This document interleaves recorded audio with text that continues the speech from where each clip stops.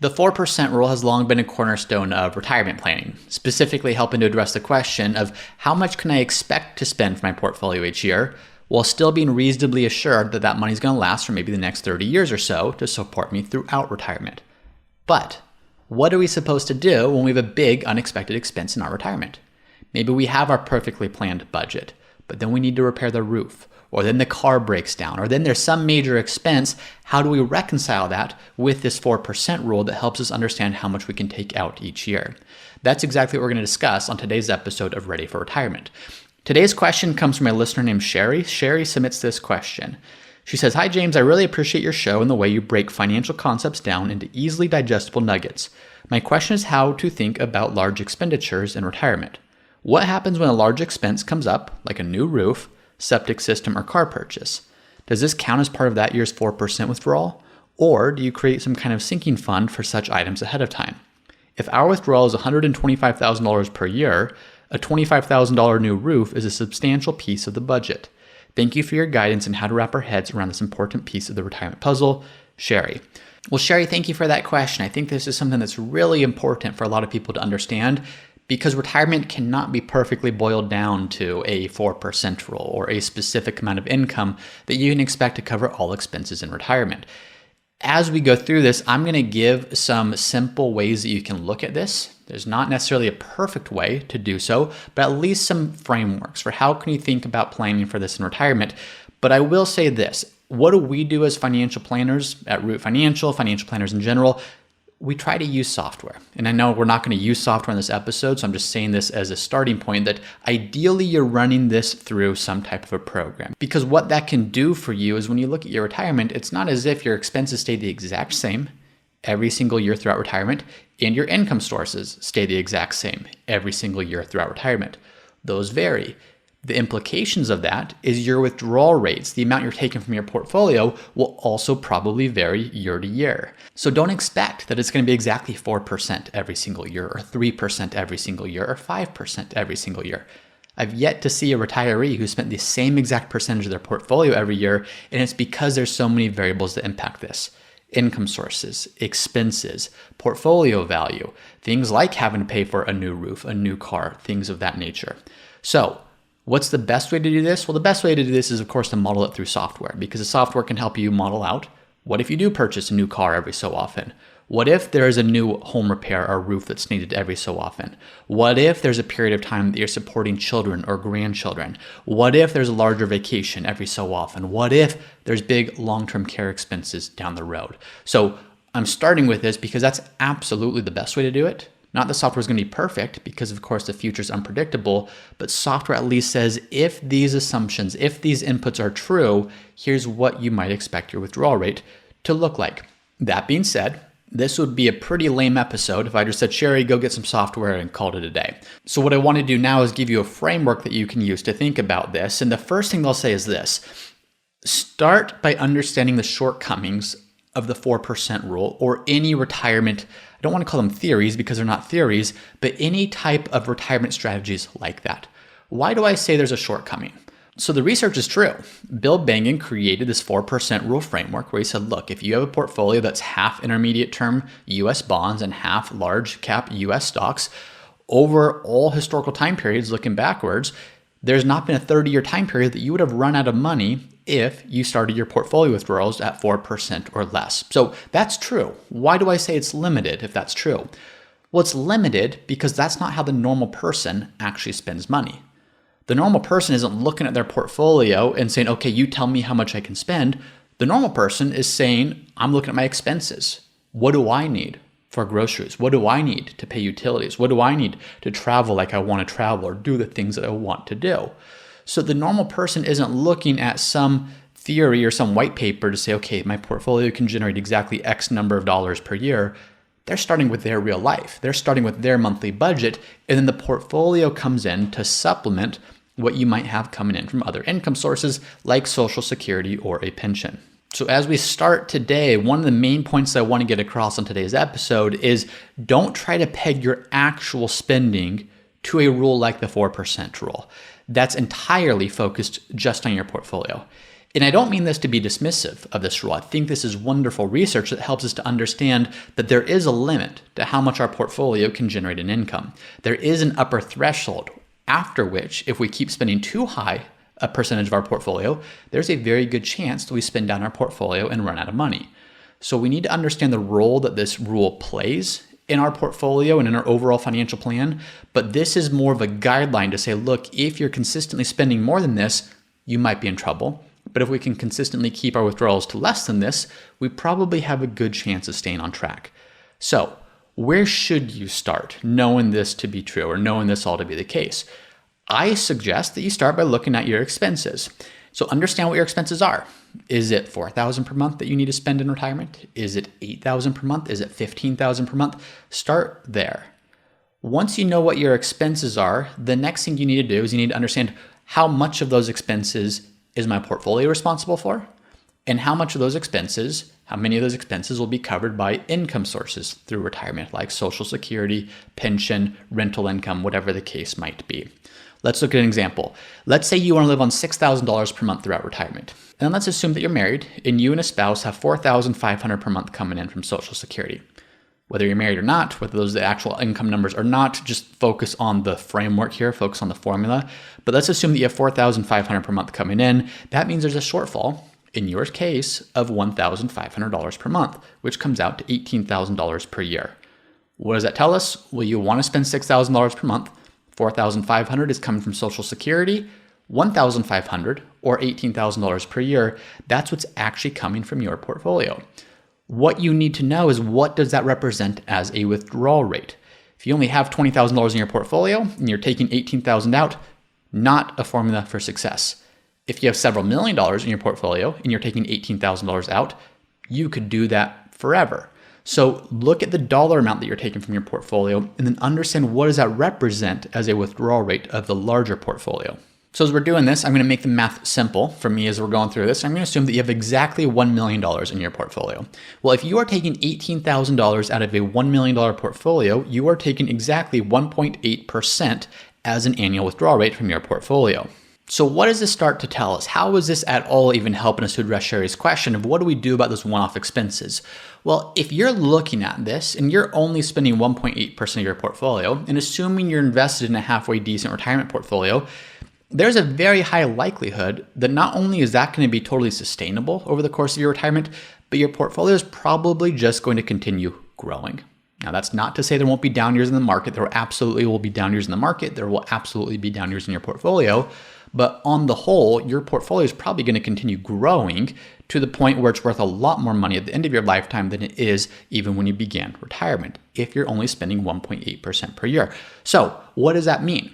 Well, if 4% is that upper threshold, and I want to be very careful when I say that, because I don't think that it actually is the upper threshold. In fact, even in Bill Bengen's white paper, it wasn't necessarily the upper threshold. It was the upper threshold if you started retirement at the worst time in history and you had a series of really bad market events in front of you.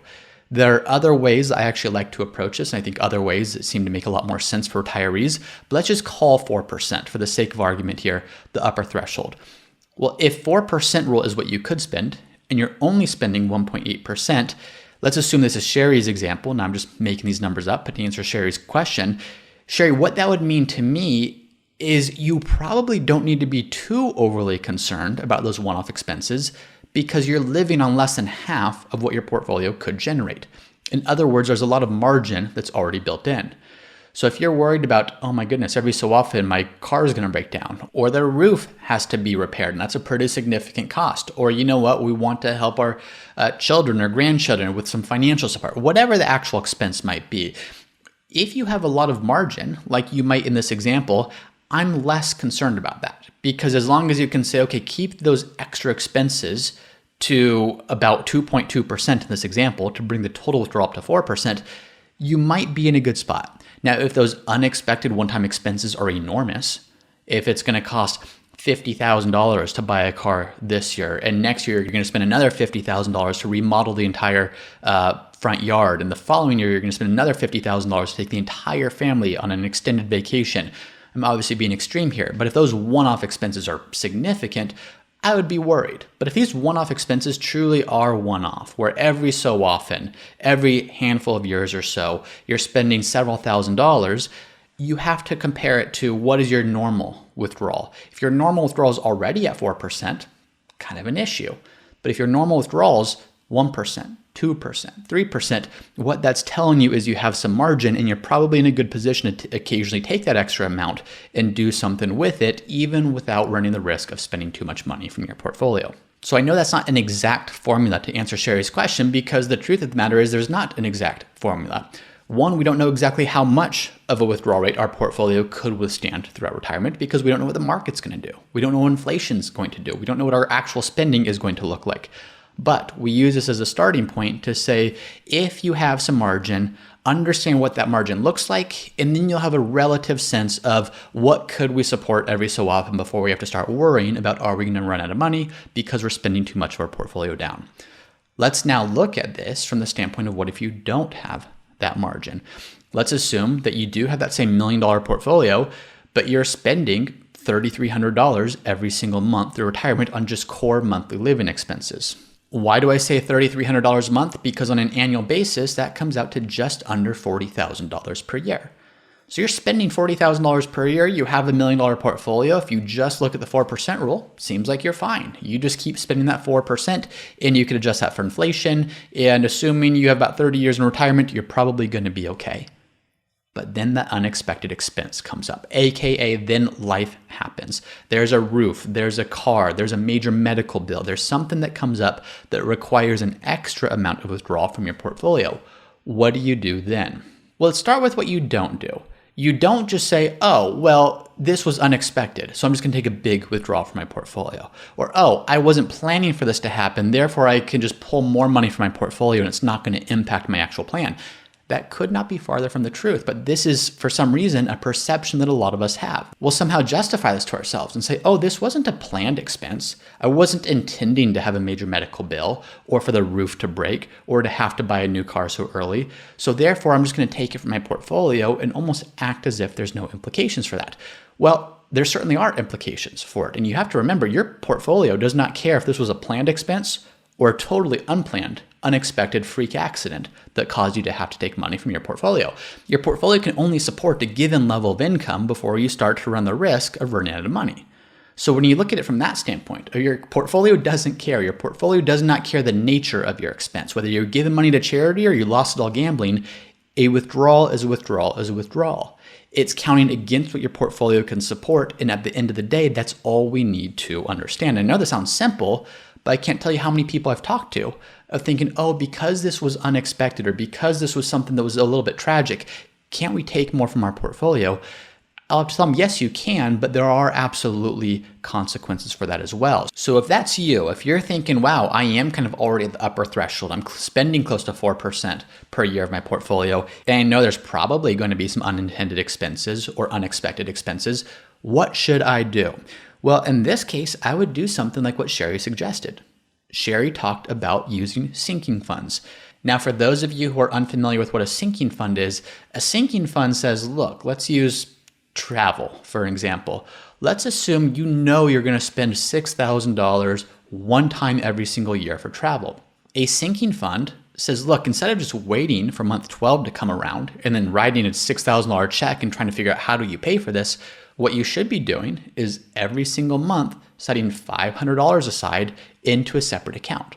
So after 1 month, there's 500. After 2 months, there's 1,000. After 6 months, there's 3,000. After 12 months, you have $6,000 in that account and you have the money already there. That's the concept of a sinking fund. You're preparing along the way for these expenses that you know will come up. So let's look at a quick example. Let's assume that you're spending $3,000 a month from your portfolio and you have that $1 million as an example we've been using. Well, $3,000 per month is $36,000 per year. So if that's all you are spending, you're at a 3.6% withdrawal rate. So it seems pretty reasonable. Seems like something that can absolutely be expected to last you for a long period of time, assuming you're, of course, invested the right way. But let's assume that's just for the basic core expenses and you're not setting any money aside for any other goals that you have. Let's assume that you also want to take one big trip every year, and that's going to cost exactly $12,000. Well, $12,000, you should really be setting up a sinking fund, which is $1,000 per month to plan for that travel once a year. And then let's assume that every 10 years, you want to have $36,000 set aside for a new car. Well, what that means is you should put $3,600 aside every year and do that for 10 years. And to break it down even further, on a monthly basis, you should be putting aside $300 per month because that comes out to $3,600 per year. So new car every 10 years, of course, ignoring any benefit of getting an interest rate on this money. I'm just breaking down the numbers real simple, no interest here. But if you wanted to do that every 10 years, that's $300 per month that you want to set aside. And then home repair. And granted, this one's a difficult one because you might spend next to nothing 1 year in home repairs. In the following year, maybe you spend $30,000 because you have tons of things that you need to redo or fix. So start with an estimate of what might you need on an annual basis. And let's assume that's $15,000 per year. Now, depending on your home, that could be a totally extreme amount, or that could be completely insufficient, depending upon where you live and the cost of your property.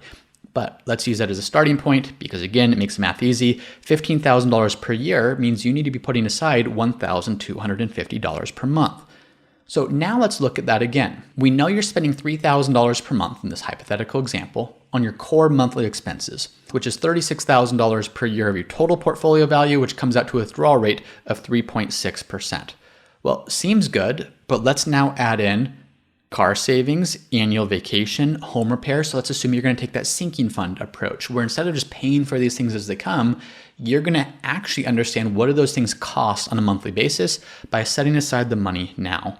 Well, once you do that, you'll start to see pretty immediately that instead of spending $3,000 per month like you thought, you're actually spending $5,550 per month.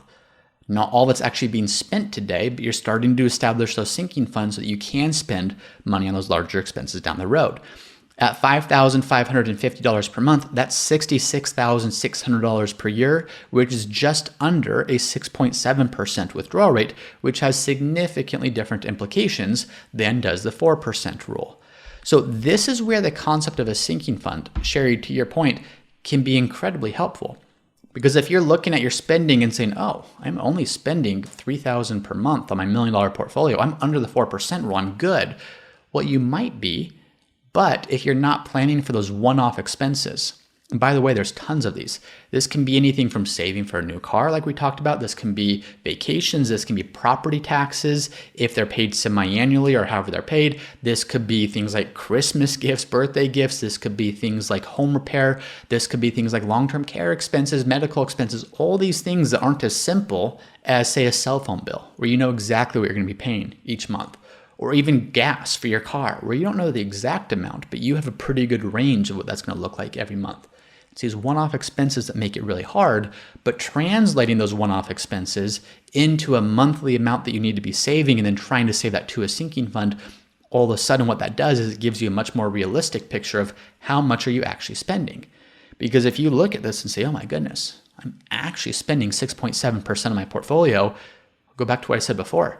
Your portfolio doesn't care if you weren't planning on those expenses and they caught you off guard. Your portfolio can only support up to a certain threshold before you run the risk of spending that portfolio completely down. And if you're sitting there and saying, wow, I'm spending 6.7% of my portfolio value in all these expenses I have, I'm probably going to have them for the foreseeable future. So in other words, it's not just a temporary thing because I had a big expense this year. This is an ongoing thing. I'm going to be spending this on an ongoing basis. That's probably a sign that you need to make a change. Does that mean you need to work longer so can't retire when you want to? Does this mean that you need to cut spending? Does this mean that you need to make some other change? It probably does. Now, one thing you want to look at is, like I just mentioned a minute ago, is this spending regular or will that drop at some point? I've done other podcasts and videos where there's been plenty of clients I've worked with where their initial spending in retirement was 6, 7, 8% per year of their portfolio value, and they didn't think they could retire. But when we looked at the numbers, we said, well, look at this here. Some of these expenses are going to go away. Look at this. You have your mortgage, and your mortgage payment is happening now, but in 2.5 years, that's paid off. And as soon as it is, your monthly expenses go way down.